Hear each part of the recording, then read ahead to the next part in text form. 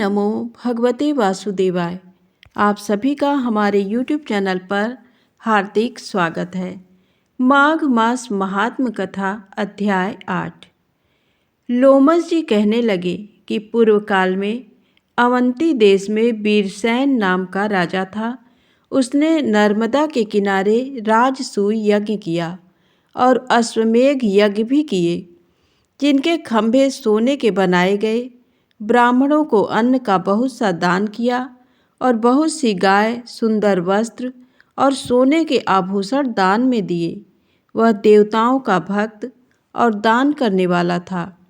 भद्रक नाम का एक ब्राह्मण, जो अत्यंत मूर्ख, कुलहीन, कृषि कार्य करने वाला, दुराचारी तथा अधर्मी था, वह भाई बंधुओं का त्यागा हुआ इधर उधर घूमता हुआ देव यात्रियों के साथ प्रयाग में आया और माघ में उनके साथ 3 दिन तक स्नान किया। वह 3 दिन में ही निष्पाप हो गया। फिर वह अपने घर चला गया। वह ब्राह्मण और राजा दोनों एक ही दिन मृत्यु को प्राप्त हुए। मैंने इन दोनों को बराबर इंद्रलोक में देखा। तेज, रूप, बल, स्त्री, वस्त्र और आभूषणों में दोनों समान थे। ऐसा देखकर उसके महात्म को क्या कहा जाए। राजसूय यज्ञ करने वाला स्वर्ग का सुख भोग कर फिर भी जन्म लेता है, परंतु संगम में स्नान करने वाला जन्म मरण से रहित हो जाता है। गंगा और यमुना के संगम की हवा के स्पर्श से ही बहुत से दुख नष्ट हो जाते हैं। अधिक क्या कहें, और किसी भी तीर्थ में किए गए पाप माघ मास में प्रयाग में स्नान करने से नष्ट हो जाते हैं। मैं पिशाच मोचन नाम का एक पुराना इतिहास सुनाता हूँ। इस इतिहास को ये कन्याएं और तुम्हारा पुत्र भी सुने, उससे इनको स्मृति प्राप्त होगी। पुराने समय में देवद्युति नाम का बड़ा गंभीर और वेदों का पारंगत एक वैष्णव ब्राह्मण था। उसने पिशाच को निर्मुक्त किया था। वेद निधि कहने लगे कि वह कहाँ का रहने वाला, किसका पुत्र, किस पिशाच को उसने निर्मुक्त किया। आप विस्तार पूर्वक ये सब कथा सुनाइए। लोमस ऋषि ने कहा, किल्पज्ञ से निकली हुई सुंदर सरस्वती के किनारे पर उसका स्थान था। जंगल के बीच में पुण्य नल वाली सरस्वती बहती थी। उस ब्राह्मण के श्राप के भय से पवन भी बहुत सुंदर चलते थे और वन चैत्र रथ के समान था।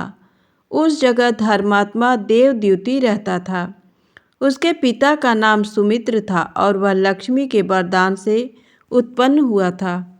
वह सदैव आत्मा को स्थिर रखता, गर्मी में अपने नेत्र सूर्य की तरफ रखता, वर्षा में खुली जगह पर तपस्या करता, हेमंत ऋतु में सारस्वत सरोवर में बैठता और त्रिकाल संध्या करता। जितेंद्री और सत्यवादी भी था। अपने आप गिरे हुए फल और पत्तियों का भोजन करता था। उसका शरीर सूख कर हड्डियां मात्र रह गई थीं।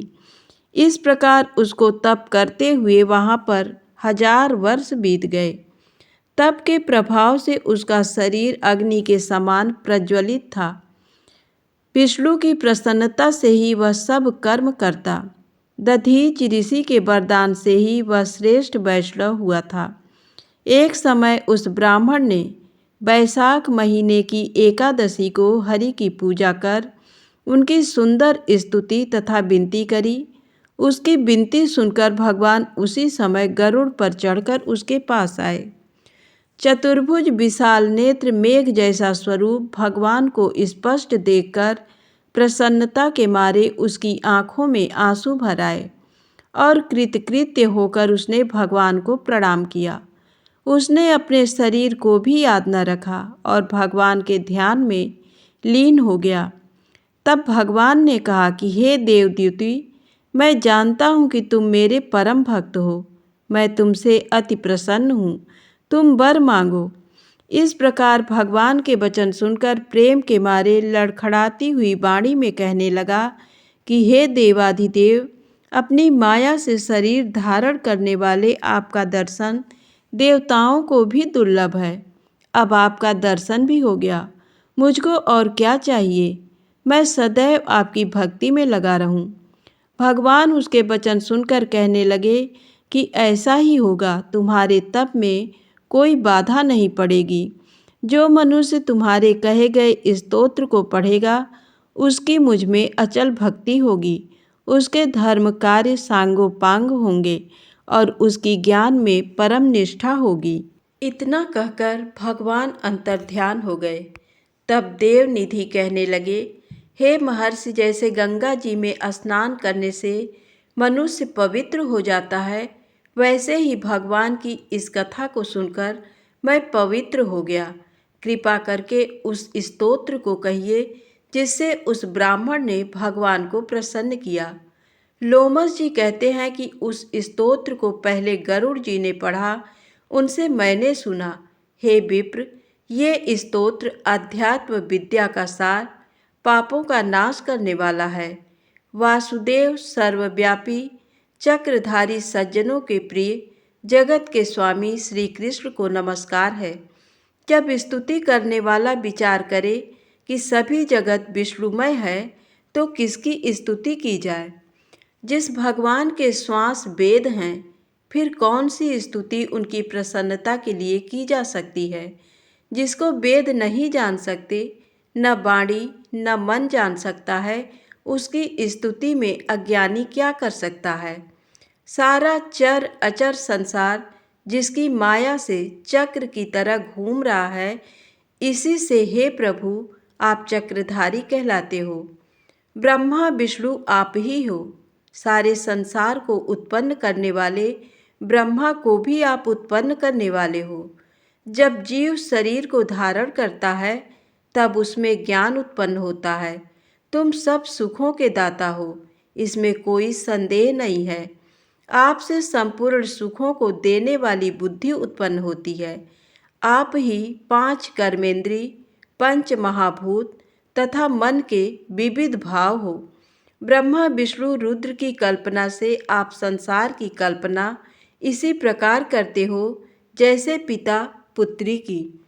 कवियों में जो रूप शोभा देता है, उन निर्गुण विष्णु भगवान को मैं नमस्कार करता हूँ। जिसमें ज्ञान रखने से श्रुतियों में कहे हुए कर्मों को लोग करते हैं, उस परम ब्रह्म को मैं नमस्कार करता हूँ।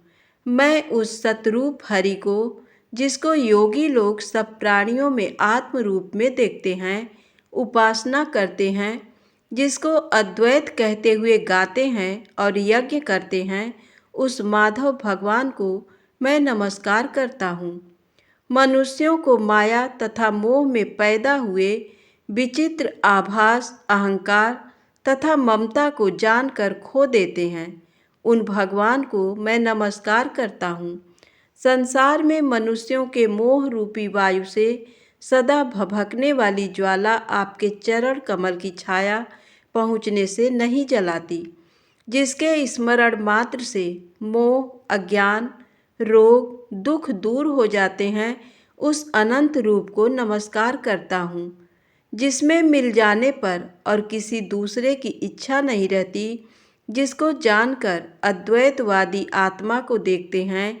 यदि विष्णु शब्द का अर्थ और उसके विषय का ज्ञान एक ही होता, तो इस सत्य से हे माधव, इस संसार की माया में फंसकर तेरे ही ध्यान में रत रहता।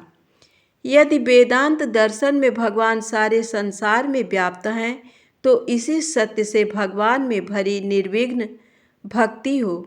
जो बीज नहीं है तो भी बिना बीज के स्वयं विद्यमान है, सो वह विष्णु भगवान रूपी रंग से हमारे बीज के टुकड़े टुकड़े को, जो सृष्टि स्थित तथा लय के लिए ब्रह्मा विष्णु महेश 3 रूप धारण करते हैं और कार्य में सत रज और तम, इन तीनों गुणों में विद्यमान है, वह भगवान मुझ पर प्रसन्न हो। जो प्राणियों के हृदय रूपी मंदिर में निर्मल देव वास करते हैं, वह भगवान मुझ पर प्रसन्न हो। जन्म इत्यादि से रहित चैतन्य रूप, सदा आनंद स्वरूप उपनिषद जिसकी महिमा गाते हैं, आकाश आदि 5 महाभूत, देह मन बुद्धि इंद्रियां, सब कुछ तुम ही हो। तुमसे अलग और कुछ नहीं। तुम ही सब प्राणियों को उत्पन्न करने वाले हो और मुझको शरण देने वाले हो। तुम अग्नि, रवि, इंद्र, होम, मंत्र, क्रिया तथा फल सब तुम ही हो। कर्म के फल देने वाले बैकुंठ में तुम्हारे सिवाय कोई नहीं है। मैं तुम्हारी शरण में हूँ। सब प्राणियों के हेतु तथा उनको शरण देने वाले तुम ही हो। जैसे युवा पुरुष की युवती में और युवती की युवा में प्रीति होती है, वैसी मेरी प्रीति तुम में हो। जो पापी भी आपको प्रणाम करता है, उसको यमदूत ऐसे नहीं देखते हैं जैसे उल्लू सूर्य को। प्रत्येक पाप मनुष्य को उस समय तक ही सुख देते हैं जब तक वह आपके चरण कमलों का सहारा नहीं लेता। जिसको गुण, जाति तथा धर्म को स्पर्श नहीं कर सकते तथा गतियाँ भी स्पर्श नहीं करती, जो इंद्रियों के वशीभूत नहीं हैं, जिनका बड़े बड़े मुनि लोग साक्षात नहीं कर सकते, उन भगवान को मैं नमस्कार करता हूँ। जितने ज्ञान रूपी सुंदर गुण हैं, जिन्होंने सुख स्वरूप मोक्ष रूपी लक्ष्मी का आलिंगन किया, जिन्होंने आत्मस्वरूप सुख भोगा है और जिन्होंने ध्यान रूप से मृत्यु को बस में कर लिया है, ऐसे मुनियों से सेवित भगवान को नमस्कार है।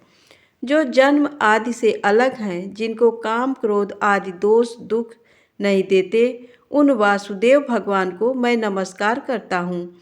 जिनके ज्ञान की गति से अविद्या रूपी मल शुद्ध हो जाता है, जिनके ज्ञान रूपी शस्त्र से संसार रूपी शत्रु का नाश हो जाता है, उन दुखों के नाश करने वाले भगवान को मैं नमस्कार करता हूँ। जिस प्रकार सब स्थावर जंगम संसार को उत्पन्न करते हैं, इसी सत्य से भगवान मुझको दर्शन दें। इस प्रकार उसकी सच्ची भक्ति देकर भगवान ने प्रसन्न होकर उस ब्राह्मण को दर्शन दिए और ब्राह्मण की स्तुति से प्रसन्न होकर तथा उसको वरदान देकर भगवान अंतर्ध्यान हो गए और वह ब्राह्मण कृतकृत्य होकर भगवान में लीन हो गया और शिष्यों के साथ स्तोत्र पढ़ता हुआ तपोवन में रहने लगा। जो कोई स्तोत्र को पढ़ता अथवा सुनता है, उसकी बुद्धि पाप में नहीं लगती और न ही बुरा फल देखता है। इसके कीर्तन से मनुष्यों की बुद्धि, मन तथा इंद्रियां स्वस्थ होती हैं। जो भक्तिपूर्वक इसके अर्थ को विचार कर इसका जप करता है, वह वैष्णव पद को प्राप्त होता है। इसके सदैव पढ़ने से मनोवांछित कार्य सिद्ध हो जाते हैं। मनुष्य सुपुत्र पाता है तथा धन, पराक्रम और चिरायु प्राप्त करता है। इसके पाठ से बुद्धि, धन, यश, कीर्ति, ज्ञान तथा धर्म बढ़ते हैं। दुष्ट ग्रहों की शांति होती है। ये व्याधियों व अनिष्टों को दूर करता है, दुर्गत से तारता है। इसके पढ़ने से सिंह, व्याघ्र, चोर, भूत, देव, पिशाच और राक्षस का भय नहीं रहता। जो भगवान का पूजन करके इस स्तोत्र को पढ़ता है, वह पापों से ऐसे ही अलग रहता है जैसे जल पंख से कमल। जो इस स्तोत्र को 1 काल, 2 काल या 3 काल पढ़ता है, वह अक्षय फल प्राप्त करता है।